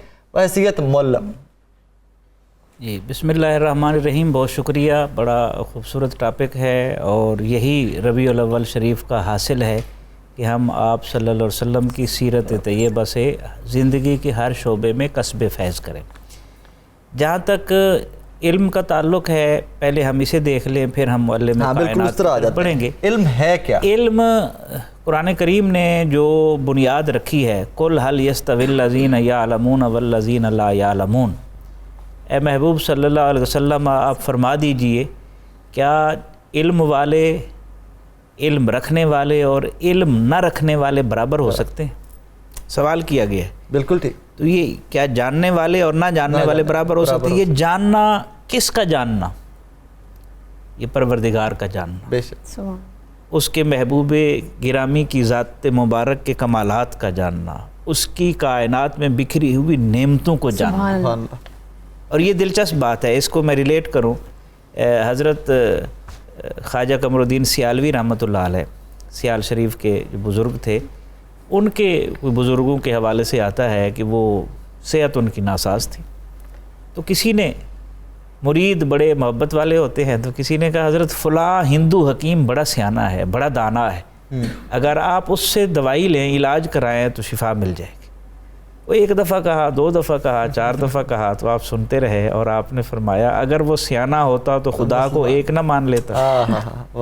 علم کا جاننا، کس کا جاننا؟ اللہ کا جاننا، بے شک، پھر اللہ کے احکام کو جاننا، انبیاء اور رسل کو جاننا۔ مثلا قرآن پاک میں ایک مقام پر باقاعدہ اللہ تعالیٰ نے ارشاد فرمایا وَمِنْ آیَاتِهِ خَلْقُ السَّمَاوَاتِ وَالْأَرْضِ، اللہ کی نشانیوں میں سے ہے آسمان اور زمین بنانا، وَإِخْتِلَافُ أَلْسِنَتِكُمْ وَأَلْوَانِكُمْ، تمہاری زبانوں کا اختلاف اور تمہارے رنگوں کا اختلاف، یہ بھی اس کی نشانیوں میں سے ہے۔ اور آگے فرمایا اِنَّ فِي ذَلِكَ لَآيَاتٍ لِّلْعَالِمِينَ، ان سب میں نشانیاں ہیں ان کے لیے جو علم رکھتا ہے۔ بے شک، علم بیسیکلی رب کی معرفت کا نام ہے، اور جب یہ حاصل ہو جاتا ہے اس کے اثرات بھی ہوتے ہیں۔ یحییٰ ابن معین سے کسی نے پوچھا، کسی نے ان کو گالی دی، آپ نے نظر انداز کیا، تو ایک بندہ ساتھ تھا، اس نے کہا حضرت سنا ہے وہ گالی دے رہا ہے آپ کو؟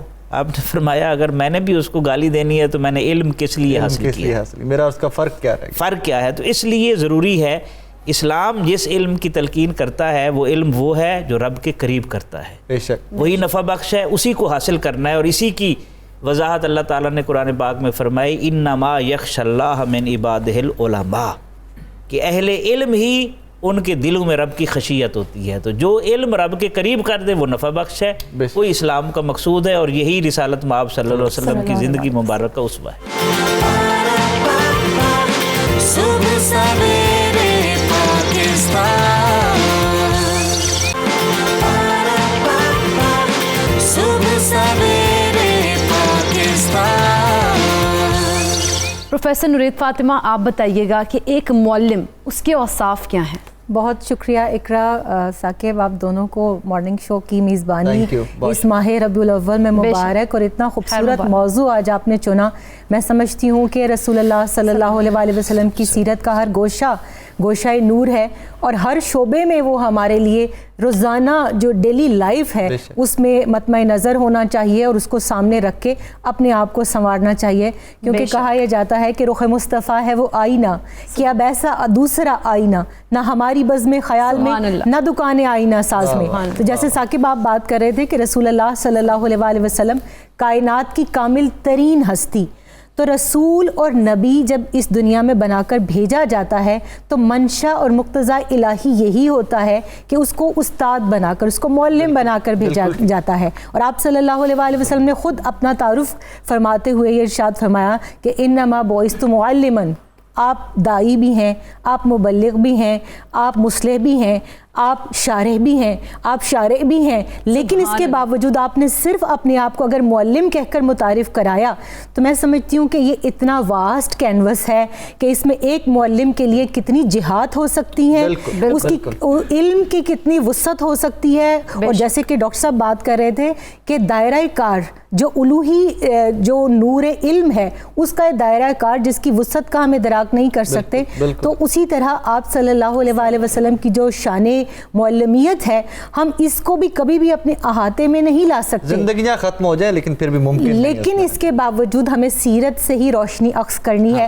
اس کے وہ خد و خال جو ہماری نظر میں ہیں، جو ہمارے سامنے آ چکے ہیں، یا اب تک انسانی عقل جن کا ادراک ممکن کر پائی ہے، ان کو ہمارے سامنے رہنا چاہیے۔ اب جب ہم آپ صلی اللہ علیہ وسلم کا بحیثیت معلم کے قرآن کریم کی روشنی میں جو ہے آپ کی اس صفت کا جائزہ لیتے ہیں، تو قرآن پاک نے مختلف جگہوں پر کئی مقامات پر آپ کی نبوت کے اوصاف اور ذمہ داریاں گنوائی ہیں کہ بحیثیت معلم کے آپ کی کیا ذمہ داریاں ہیں۔ سورہ جمعہ کے اندر اللہ تعالیٰ ارشاد فرماتے ہیں هو الذی بعث فی الأمیین رسولا منہم یتلو علیہم آیاتہ ویزکیہم ویعلمہم الکتاب والحکمہ اب اس کے اندر 4 بنیادی طور پر فرائض نبوت ہیں جو کہ بحیثیت معلم آپ کے اوپر سیدنا ابراہیم خلیل اللہ علیہ السلام کی دعا کے صدقے میں اور اللہ تعالیٰ نے بحیثیت رسول آخر آپ کی جو ذمہ داریاں گنوائی ہیں وہ کیا ہے؟ سب سے پہلی تلاوت آیات، یتلو علیہم آیاتہ، یہ وہ نبی ہیں کہ جو تم پر میری آیتوں کی تلاوت کرتے ہیں. اور آپ یہ دیکھیں کہ تلاوت آیات نبوت کا جو پہلا فریضہ ہے، غار حرا میں اترنے والی پہلی وحی، پہلا لفظ اس کا کیا ہے؟ اقرا. پڑھیے.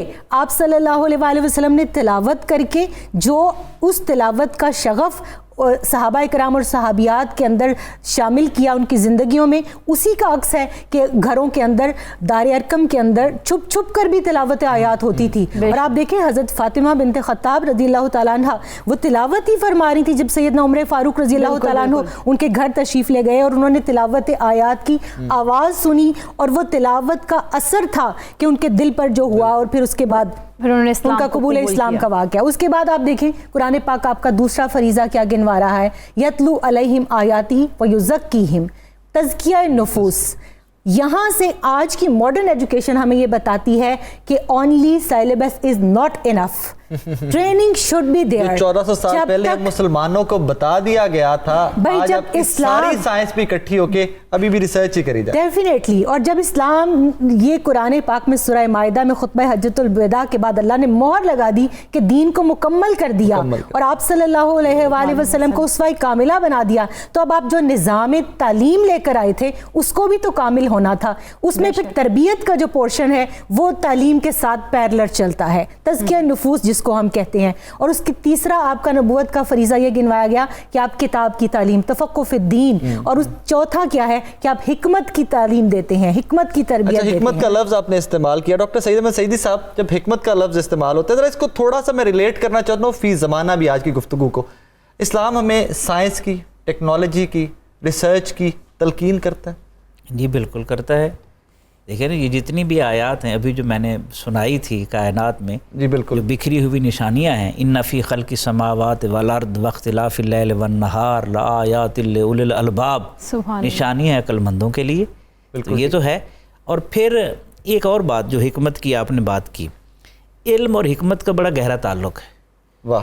اس وقت جو المیہ ہمارا ہے، جو علم ہے وہ تزکیہ سے خالی ہے، جو خانقاہ ہے وہ علم سے خالی ہے. واہ واہ واہ. اور جب یہ دونوں ملتی ہیں، تعلیم اور تزکیہ ساتھ ساتھ چلتے ہیں تو نظام بنتا ہے. علامہ نے کتنی حسرت سے کہا تھا، یہ حکمت مالاکوتی، یہ علم لاہوتی. یہ حکمت مالاکوتی، یہ علم لاہوتی، حرم کے درد کا درمان نہیں تو کچھ بھی نہیں. بے شک. اور یہ ذکر نیم شبی، یہ مراقبے، یہ سجود، تیری خودی کے نگہباں نہیں تو کچھ بھی نہیں. خرد نے کہہ بھی دیا لا الہ تو کیا حاصل، دل و نگاہ مسلمان نہیں تو کچھ بھی نہیں. تو حکمت کا علم سے بڑا گہرا تعلق ہے. اور انبیاء جس دور میں بھی آئے، حضرت آدم علیہ السلام کے بعد ہر دور کا کوئی علم ہوتا ہے، کوئی سائنس ہوتی ہے، کوئی نالج ہوتا ہے. انبیاء کیا کرتے ہیں؟ علم کو رب کی بارگاہ میں سجدہ ریز کرتے ہیں. وہ اپنے عہد کے علم کو مسلمان کرتے ہیں. جب علم مسلمان ہو جاتا ہے تو وہ سوسائٹی کے لیے نفع بخش ہو جاتا ہے. ہمارا المیہ کیا ہے؟ ہمارا علم مسلمان نہیں ہو سکا. آدمیت اور شے ہے، علم ہے کچھ اور چیز. کتنا طوطے کو پڑھایا پھر بھی ہے وہیں رہا. کتابیں رٹ لینے کا نام علم نہیں ہے. اچھا ذرا نظام تعلیم جو حضور صلی اللہ علیہ وسلم نے ڈیولپ کیا، اس زمانے میں ڈیولپ کیا، اس کی مین خصوصیات جس کو آج ہم ریلیٹ کر سکیں وہ کیا؟ اس میں اگر آپ دیکھیں تو اس میں 2 چیزیں تھیں جس کی طرف پروفیسر صاحبہ نے اشارہ کیا. علم اور تزکیہ. تزکیہ پہلے تھا، علم بعد میں تھا. اب علم پہلے اور تزکیہ ہے ہی نہیں، وہ گیپ آ گیا. وہ مولا روم نے کہا علم را برتن زنی مارے بود. وہ علم جسے جسم پروری کا ذریعہ بنا لیا جائے وہ سانپ بن کر ڈستا ہے. علم را بر جاں زنی یار بود. اور وہ علم جس کا تعلق دل کے ساتھ ہو، جس کے سوتے روح سے پھوٹتے ہیں، وہ قدم قدم پر دوست بن کر رہنمائی کرتا ہے. ہمارا علم اس وقت آپ دیکھیں اوورآل پاکستانی معاشرے میں، ہمارا علم لوٹنا سکھاتا ہے. डॉक्टर बनेगा तो कैसे जेबें खाली करेगा, बिल्कुल बिल्कुल, इंजीनियर बनेगा तो कैसे कमीशन खाएगा, ऐसे। वकील बनेगा तो कैसे मजलूमों की जेब से पैसे निकालेगा, उस्ताद बनेगा तो कैसे ट्यूशन के मेरे जरिए नबी की से। ये तालीमात नहीं, ये नहीं है, हो ही नहीं सकती ना। वो हमारे यहाँ जितना भी मसला है वो जाहिलों की वजह से नहीं है, पाकिस्तान का मसला पढ़े लिखे लोगों की वजह से। पढ़े लिखों की महफिल में ये तजर्बा हुआ हमको कि अहले दस्तखत से तो अंगूठा छाप अच्छे हैं। तो ये नौबत यहाँ तक पहुँची, हमें अपने अहद के इल्म को मुसलमान करना होगा तालीमात नबवी के मुताबिक। मैं दोबारा से स्टार्ट करता हूँ, मैं दोबारा से आगाज कर। डॉक्टर साहब, इल्म हासिल क्यों करना चाहिए? हाँ जी, ये बड़ा अच्छा सवाल है जी। दोबारा से इल्म हासिल करना चाहिए इंसानियत को सीखने के लिए। इल्म इंसान बनाता है, हर आदमी इंसान नहीं होता।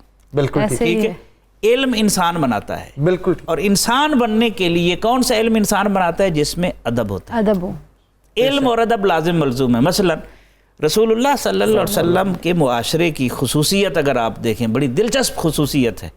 हज़रत अब्दुल्लाह इब्न अब्बास बिल्कुल छोटे बच्चे हैं। हज़रत अब्बास कहते हैं, बेटा आज रात तूने रसूलुल्लाह सल्लल्लाहु अलैहि वसल्लम के घर गुजारनी है। आज उन्होंने हज़रत मैमूना, तेरी खाला या फूफो, उनके घर गुजारनी है। तूने रात को उठकर देखना है सरकार इबादत कैसे करते हैं सल्लल्लाहु अलैहि वसल्लम। सुभान। ये बच्चे पहुंच गए, बच्चा छोटा, इशा की नमाज पढ़ी, खाना शाना खाया होगा, लेट गए। रात को आंख खुली तो देखा हुजूर इबादत फरमा रहे हैं। ये उठे, वुज़ू किया, फटाफट आकर बाएं जाने पीछे हट के खड़े हो गए। और मसला ये है कि अगर एक इमाम और एक मुक्तदी हो तो दाएं जानिब साथ खड़ा होना होता है। तो रसूलुल्लाह सल्लल्लाहु अलैहि वसल्लम ने कान से पकड़ा नमाज के दौरान और अपनी दाएं जानिब अपने बराबर खड़ा किया। जब तक दस्ते नबूवत रहा खड़े रहे, जब हट गया पीछे हट गए। फिर कान से पकड़ा, फिर कान से पकड़ा, ये अदब, फिर साथ खड़ा किया। जब तक दस्ते नबूवत रहा खड़े रहे, फिर पीछे हट गए। जब हट गया 3-4 मरतबा हुआ, आपने सलाम फेरा और फरमाया, माली अजालो का हिजाई सुम्मा तखलुफ अन्नी। अब्दुल्ला, तुझे क्या हुआ है? मैं तुझे अपने बराबर खड़ा करता हूँ तो पीछे हट जाता है। उन्होंने जो जवाब दिया, ये नबवी मुआशरे की खुसूसियत देखी। उन्होंने अर्ज़ की, वमन यस्ततीउ अन यकूम बेहिज़ाइका व अंत रसूलुल्लाह। किसकी हिम्मत है आपके बराबर खड़ा हो? आप तो अल्लाह के रसूल हैं। वाह। यानी इसमें सबक क्या है? नबवी मुआशरे का बच्चा जिसे नमाज के मसले का इल्म नहीं है कि एक इमाम हो तो मुक्तदी दाएं जानिब खड़ा होगा या बाएं जानिब खड़ा होगा, उसको ये इल्म नहीं है। नमाज के मसाइल का इल्म नहीं है, लेकिन अदब का इल्म है। ये खुसूसियत थी नबवी मुआशरे को। आज हमारे अंग्रेजी में कहते हैं इनबॉर्न कैरेक्टरिस्टिक्स। बिल्कुल, ये वो मुआशरा था। और ये देखें ना, वो टैगोर का गालिबन कॉल है, teacher is not to explain meanings but to knock at the door of mind. जो दिल के अंदर नई बात उतरती तो वो फिर इल्म किस चीज सुबह सवेरे पाकिस्तान। तो जैसे कि आज हम बात करें अपने प्यारे नबी सल्लल्लाहु अलैहि वसल्लम की सीरत तैयबा के बहुत ही खूबसूरत पहलू की, और हम जब जिक्र करें हज़रत मोहम्मद मुस्तफ़ा सल्लल्लाहु अलैहि वसल्लम का बहैसियत मौल्लिम, तो उसके बहुत से आगे औसाफ हैं। और उस मौल्लिम की जो मौल्लिम एज़ अ मौल्लिम है, उसमें भी बहुत सी चीज़ें आती हैं। और ऐसा ये वसी पहलू है कि इस पर बात करने के लिए 1 घंटा भी बहुत कम है। तो हमारे साथ स्टूडियो में मौजूद हैं, घंटा क्या पूरी ज़िंदगी गुजर जाए। बिल्कुल, प्रोफेसर नुरैत फ़ातिमा, आपकी जानिब आऊँगी। एजुकेशनल सेटअप एक हमारे प्यारे नबी सल्लल्लाहु अलैहि वसल्लम ने दिया है, उस पर रोशनी डालिएगा। बहुत शुक्रिया इकरा। रसूलुल्लाह सल्लल्लाहु अलैहि वसल्लम की पूरी हयात तैयबा, बिलखुसूस आपके जो हिजरत करने के बाद का दौर है, उसको अगर हम देखें, जो मदनी दौर जिसको हम कहते हैं, तो उसमें हमें ये सेटअप ख़ास तौर पर नज़र आता है। जैसे कि डॉक्टर साहब बात कर रहे थे, एजुकेशनल सिस्टम, जैसे कि डॉक्टर साहब बात कर रहे थे कि तज़किया पहले, कैरेक्टर पहले, अमली तफसीर बनकर आप सल्लल्लाहु अलैहि वसल्लम ने अपना अमल इजहार नबूवत के बाद पहली जो दावत दी तो अपने ख़ानदान वालों को, अहले कुरैश को जमा किया। तो क्या इरशाद फरमाया कि क्या तुमने कभी मुझे झूठ बोलते देखा है? क्या मुझे कभी अमानत में ख़यानत करते देखा है? वो लोग जिनको अभी अल्लाह की वहदानियत की दावत नहीं मिली, वो ये गवाही दे रहे हैं कि आप सादिक व अमीन हैं। मतलब कि सिलेबस बाद में आ रहा है, قرآن کریم جس کو ہم ایک کتابی شکل میں کہتے ہیں، لیکن جو آپ کی سیرت ہے، جو لقد کان لکم فی رسول اللہ اسوۃ حسنہ، سیدہ عائشہ صدیقہ رضی اللہ تعالیٰ عنہا نے جو ارشاد فرمایا کہ آپ صلی اللہ علیہ وآلہ وسلم کا خلق سراسر قرآن ہے، مجسم قرآن ہے، تو وہ جو ایک چلتا پھرتا قرآن ہے وہ تو ہمارے سامنے موجود تھا، کائنات نے اس کو دیکھا، صحابہ کرام ان کو دیکھ رہے تھے، آپ کے دشمن بھی اس کو دیکھ رہے تھے، اور تبھی مجبور تھے کہ آپ کے اوصاف کا انہوں نے پہلے اقرار کیا۔ آج کی ماڈرن ایجوکیشن میں ہمیں ایک ٹول دیا جاتا ہے اور ایک سلوگن دیا جاتا ہے کہ بچوں کو کن اسٹریٹجیز کے اوپر آپ نے ایجوکیٹ کرنا ہے، بحیثیت ایک ٹیچر کے، ایک انسٹرکٹر کے، ایک ٹرینر کے۔ وہ کیا ہے؟ ہم کہتے ہیں لک اینڈ سے میتھڈ۔ اس میتھڈالوجی کو اگر ہم رسول اللہ صلی اللہ علیہ وسلم کی ذات سے جوڑیں تو لک پہلے ہے۔ استاد مکرم جسٹس نذیر غازی صاحب فرماتے ہوتے ہیں کہ لوگ آنکھوں سے بنتے ہیں، کانوں سے نہیں۔ ان کی اس بات کو جب میں اس سے ریلیٹ کر کے دیکھتی ہوں تو میں یہ دیکھتی ہوں کہ رسول اللہ صلی اللہ علیہ وآلہ وسلم نے پہلے اپنا اسوہ پیش کیا، اس کے بعد پھر سیلیبس آیا، پھر اس کو جو تلاوت آیات اور اس کے ساتھ تربیت جو میں بات کری تھی، اور پھر آپ نے اس اپنے پروفیشن کی یا اپنی لائبلٹی یا رسپانسبلٹی جو ہے اس کی کس طرح سے رسپیکٹ کی ہے۔ آپ دیکھیں اس کی 3 ڈائمینشنز بنتی ہیں جب ہم ایجوکیشنل سیٹ اپ کی بات کرتے ہیں۔ علم ہے، پھر معلم ہے، اور متعلم جس کو اسٹوڈنٹ کہتے ہیں۔ آپ نے ان تینوں کی امپورٹنس ہمیں احادیث کے ذریعے اور اپنی زندگی میں ہمیں تینوں میں سے اگر پوچھو سب سے امپورٹنٹ کون ہے؟ تینوں ہی اپنی اپنی جگہ بہت امپورٹنٹ ہیں۔ علم تو ہے ہی ہے کیونکہ وہ مرکز ہے، اور اس کے ارد گرد جو گھومنے والے 2 لوگ ہیں وہ ایک معلم ہے، ایک متعلم ہے۔ بالکل، آپ یہ دیکھیں آپ صلی اللہ علیہ وآلہ وسلم جب ہجرت کر رہے ہیں، آپ نے فرمایا انا مدینۃ العلم وعلی بابھا۔ آپ نے اپنے ساتھ کتابت کی تمام چیزیں لیں۔ سراقہ بن مالک آیا آپ کا راستہ روکنے کے لیے اور اس کو امان نامہ لکھ کر دیا۔ تاریخ گواہ ہے کہ اس وقت جب اپنی جان بچا کر وہاں سے نکلنا مقصود تھا، آپ نے صرف اپنے ساتھ لکھنے پڑھنے کی چیزیں جو ہیں وہاں سے اٹھائی۔ پھر اس کے بعد آپ دیکھیں مدینہ منورہ میں جب آپ تشریف لائے ہیں، پہلا اقامتی ادارہ جس میں ہاسٹل بھی تھا، صفا اکیڈمی کے نام سے، جس کو آج ہم یاد کرتے ہیں، وہ آپ نے قائم کیا۔ رضاکارانہ تعلیم کا نظام دیا۔ اس نظام کے تحت آپ نے صحابہ کرام کو نہ صرف سکھایا ایز اے اسٹوڈنٹ، بلکہ ان کو معلم بنا کے پوری دنیا کے اندر بھیجا۔ تبھی یہ آپ دیکھیں اگلے آنے والے 22 سال کے اندر اسلام کا دائرہ کار کہاں تک پھیل گیا، اور صحابہ کو آپ نے کمپیل کیا کہ دیکھو میرے بعد بہت سے لوگ تم سے حدیث سیکھنے آئیں گے، قرآن پڑھنے آئیں گے، تم ان کے ساتھ نرمی اور احسان مندی سے پیش آنا اور ان کے ساتھ حسن خلق سے پیش آنا۔ یعنی آپ جو اسٹوڈنٹ کی بات کر رہے تھے، صرف ٹیچر کی رسپیکٹ نہیں، صرف علم کی رسپیکٹ نہیں، آپ نے اسٹوڈنٹ کی بھی رسپیکٹ کر کے۔ ہاں، لیکن میں آج کے اس دور کے تناظر میں بات کروں گی کہ ہم سیرت کی باتیں تو جیسے آپ بات کر رہے ہیں کہ ہم زندگی بھر بھی کرتے رہے ہیں، تو یہ ایک جو آپ کی شخصیت کی ڈائمینشن ہے اس کو کور نہیں کر سکتے۔ لیکن اپنے پاکستان کے اندر رہتے ہوئے خاص طور پر نظام تعلیم کو اگر میں دیکھوں تو دکھ کے ساتھ کہنا پڑتا ہے کہ ہمارا سیلیبس، میں چونکہ ماڈرن ایجوکیشن کو بھی پڑھا، لیکن میں بڑی معذرت کے ساتھ میں ایک بات کہا کرتی ہوں کہ دنیا میں احترام کے قابل ہیں جتنے لوگ، میں سب کو مانتی ہوں مگر مصطفیٰ کے بعد صلی اللہ علیہ وسلم۔ کیوں؟ اس لیے کہ رستہ کسی سے پوچھنا توہین ہے میری۔ ہر راہ گزار شہر پیمبر کو جائے ہے۔ سیگون کو پڑھیں، اٹارٹ کو پڑھیں، ماریا مونٹیسوری کو پڑھیں، آپ کنڈر گارٹن کو پڑھیں۔ اس سارے سیٹ اپ کے اندر 2 چیزیں امپورٹنٹ ہیں۔ وہ کہتے ہیں first prepare yourself as a teacher and then prepare environment. ہم جس پریپیئرڈ انوائرمنٹ کی بات کرتے ہیں وہ آپ صلی اللہ علیہ وسلم نے اپنی حیات طیبہ میں پہلے 53 سال میں بالخصوص بالعموم اور بعد کے 10 سالوں میں بالخصوص ہمیں وہ سیٹ اپ بنا کر دکھایا، اور وہ ایسا سیٹ اپ تھا جیسے وہ میں نے سورہ جمعہ کی آیہ کریمہ بھی پڑھی کہ وہ جو خود کو چرواہے کہتے تھے کہ ہم یہاں بکریاں چرایا کرتے تھے، وہ پھر تمام عالم کے اوپر اس طرح سے چھائے کہ ان کا جو سلطنت کا دائرہ کار ہے اور ان کی جو حکمرانی کے انداز ہیں وہ آج بھی یورپ پڑھا رہے ہیں۔ صبح سویرے پاکستان، صبح سویرے پاکستان۔ ڈاکٹر صاحب جو سب سے جو امپورٹنٹ فیکٹر اس میں نظر آیا نا وہ ادب ہے۔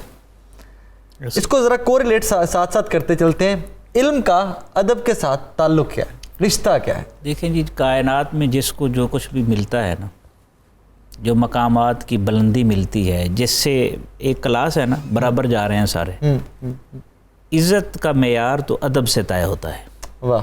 جتنی ادب بڑھتا جائے گا اتنی عزت بڑھتی جائے گی. آپ دیکھ لیں, آپ نے بھی اساتذہ سے پڑھا ہے, بالکل, جو با ادب اسٹوڈنٹس ہوتے ہیں ان کو زیادہ توجہ ملتی ہے. بے شک بے شک. توجہ استاد سب کو دیتا ہے لیکن وہ اپنی اداؤں سے توجہ بنا لیتے ہیں, قریب تھوڑا ہو جاتے ہیں. اب میں نے حضرت عبداللہ ابن عباس کی مثال بیان کی تھی.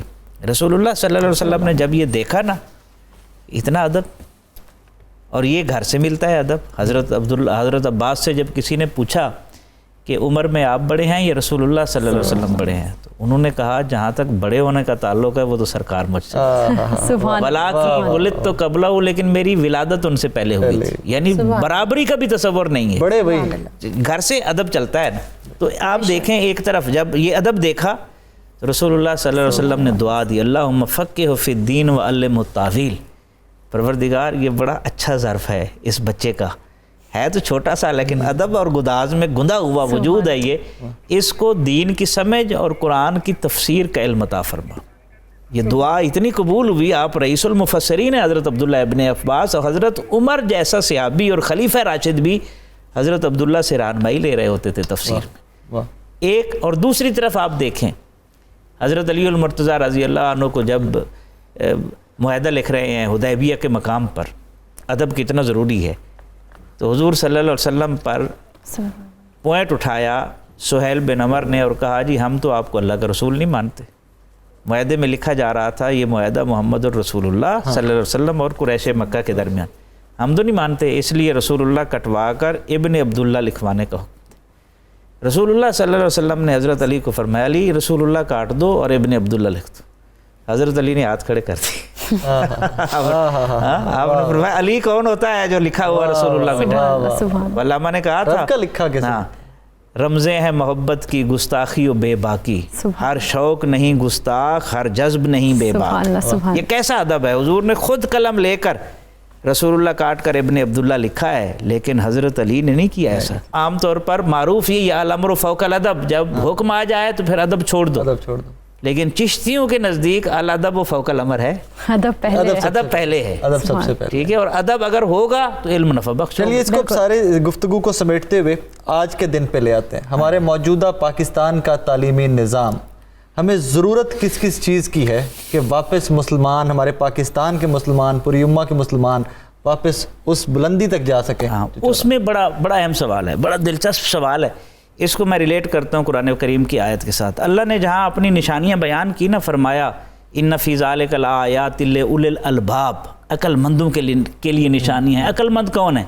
الذین یذکرون اللہ قیاما وقعودا وعلی جنوبہم, جو کھڑے ہو کر بیٹھنے کی حالت میں, لیٹنے کی حالت میں کبھی بھی اللہ کی یاد سے غافل نہیں ہوتے. اور یہاں ذکر ہے اور آگے فکر ہے, وَيَتَفَكَّرُونَ فِي خَلْقِ السَّمَاوَاتِ وَالْأَرْضِ. اس ذکر کو فکر کی طرف لے کر جاتے ہیں, ان کی فکر ذکر کے صاحبان میں پروان چڑھتی ہے, تو اس لیے نفع بخش ہوتی ہے. اس لیے اللہ تعالیٰ نے قرآن پاک میں یہ نہیں فرمایا فَاسْأَلُوا أَهْلَ الْعِلْمِ إِن كُنتُمْ لَا تَعْلَمُونَ, بلکہ فرمایا فَاسْأَلُوا أَهْلَ الذِّكْرِ إِن كُنتُمْ لَا تَعْلَمُونَ. سبحان اللہ, کہ اہل ذکر سے پوچھو جنہوں نے علم کو ذکر میں ڈھال لیا ہے اور ان کا علم رب کی معرفت کا سبب بن گیا ہے. آج جس سچویشن پر ہم کھڑے ہوئے ہیں تو اقبال کے الفاظ میں میں کہہ سکتا ہوں کس طرح ہوا ہے کند تیرا نشتر تحقیق, ہوتے نہیں کیوں تجھ سے ستاروں کے جگر چاک, مہرو ماہو انجم نہیں محکوم تیرے, کیوں تیری نگاہوں سے لرزتے نہیں افلاک. سبحان اللہ.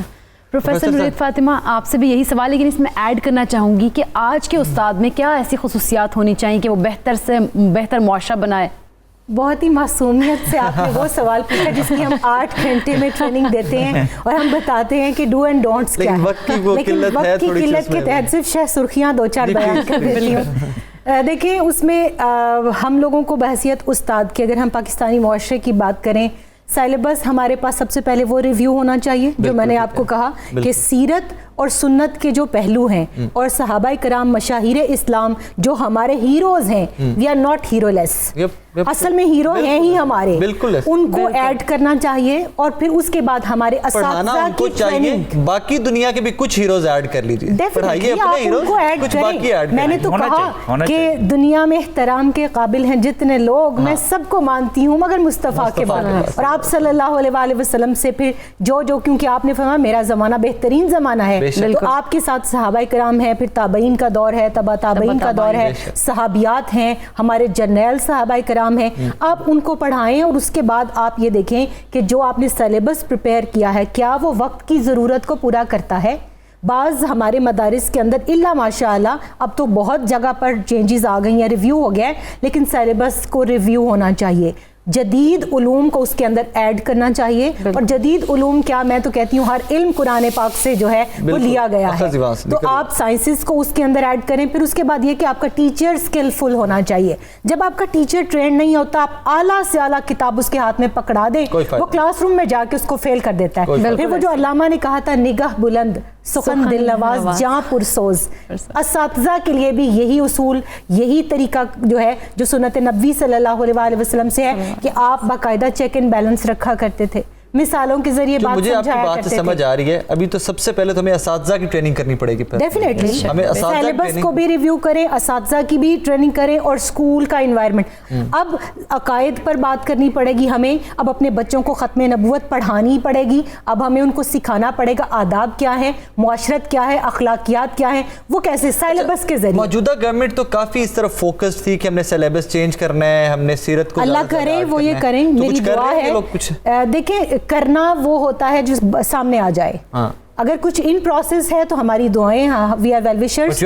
بالکل نہیں, میں اس میں اب یہاں چینل پہ بیٹھ کے حتمی طور پر کوئی چیز ڈسکلوز نہیں کر سکتی, بٹ تھنگز آر ہیئر کہ جو ابھی ہمیشہ سے جو خیر اور شر ساتھ ساتھ چلتے ہیں, کچھ لوگ چاہ بھی رہے ہیں, کچھ نہیں بھی چاہ رہے, تو اللہ کرے کہ جو ریفارمز لانا چاہ رہے ہیں اور جو بیٹرمنٹ کے لیے ایجوکیشن سسٹم کے وہ کر سکیں, اللہ ان کو اتنا اسکلفل کرے. ڈاکٹر صاحب وقت کی قلت, فائنل کامنٹس پلیز دے دیجیے. جی دیکھیں, علم ہمارا جتنا بھی علم ہے کوشش کرنی چاہیے, ادب, علم, عمل, یہ تینوں چیزیں ملیں گی تو کام چلے گا, زندگی مکمل ہو جائے, بہترین معاشرہ بن جائے, بہترین معاشرہ بنے گا. ہمارے ہاں ادب بھی ختم ہو گیا ہے, عمل بھی ختم ہو گیا. ہم جتنی محنت دوسروں پر تنقید کرنے میں کرتے ہیں نا, کاش اگر آپ اپنی اصلاح پہ کر لینا.